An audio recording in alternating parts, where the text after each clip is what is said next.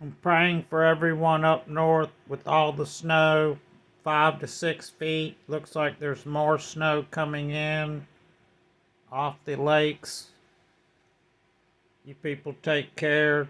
Make sure you file a claim on your roof.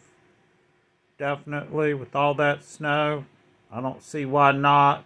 If they don't pay you out, you'll know that they're scam artists. Don't believe anything they say when they come out to adjust your house, your roof, or anything. They're going to lie to you. God bless everyone. I don't know how everybody's going to get out. You're looking at 5 to 6 feet of snow. Good luck.